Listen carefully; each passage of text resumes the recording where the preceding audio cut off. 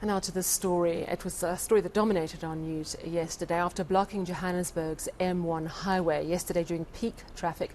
Disgruntled SAMWU-affiliated municipal workers brought Braamfontein to a standstill today. Despite the pouring rain, they demanded an engagement with Mayor Palatse over salary disputes. Palatse did eventually address the workers. She's promised that issues were being addressed, but that the city does not have the money.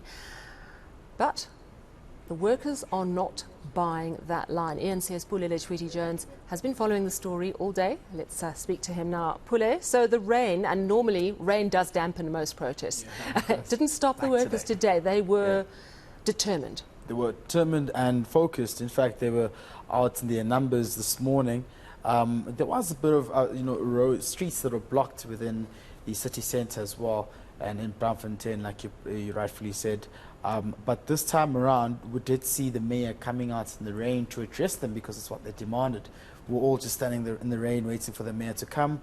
And they were very angry, impatient and fuming as well, because all they wanted was answers to when the back pay will be, into their accounts, which dates back to 2016.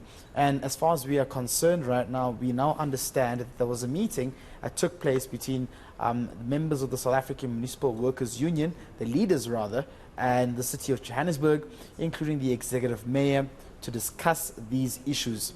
But furthermore, we're now getting note from their leaders that they have not reached an agreement. It seems as though these talks will continue on Monday once again as to how they can reach a solution. But I've made it quite clear, sadly to say, if no agreement is reached by Monday, if they don't receive good news that they're expecting, they will continue to intensify their strike once again, such as what we saw yesterday, where the M1 freeway was blocked.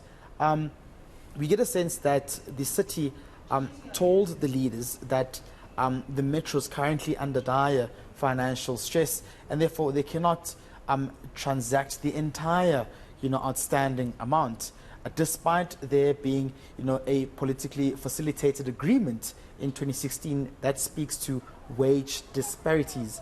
The city said they've already paid a portion of that on the 1st of September this year, and they're still looking at addressing the outstanding wage disparity. So they're asking for time, but the workers are not buying any of that anymore, and they're saying it's not our problem. The city has been plunged into a financial mess. Let's take a listen to what they have to say.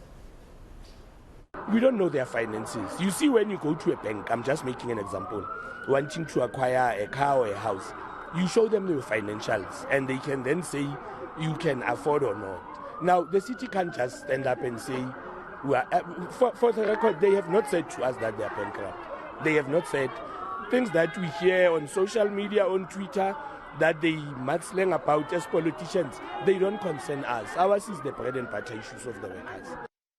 I mean, this is a problem that dates back to 2016. Yeah. And as you said, it's to do with pay parity and writing pay parity. Did you get an understanding of why it's dragged on for so long, and whether this is a political problem or a practical financial problem? When you read the statement that was released by the mayor's office yesterday, you get a sense that this is a situation that's been prolonged for quite some time. But then again, when you look at the timelines, in 2016, then Mayor, if I stand to be corrected, was Herman Mashaba under the DA as well. So it seems as though this is a situation that has seen numerous administrators and mayors coming in over time, including the ANC as well, but they've turned a blind eye to this promise that was made. And therefore now the current multi-party coalition formation is under pressure to deliver and ensure that the city is safe, that the city services are not disrupted. I mean, SAMWU represents just about 64,000 workers in the province.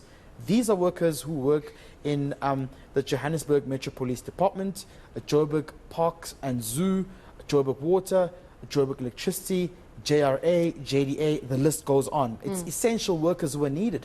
And once they down tools, it essentially disrupts the economy in the city, which is the economic hub as well of the province. So they've made it quite clear to say they will stand firm and fight the city back. However, most importantly, they're saying they are not affiliated to any political player.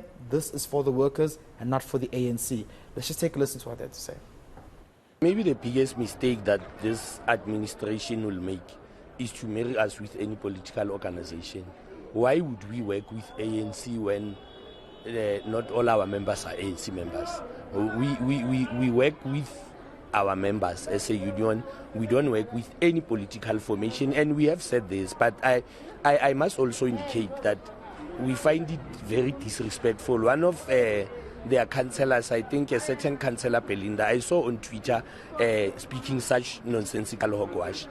We need to say that, you know, people must be factual with their frustrations.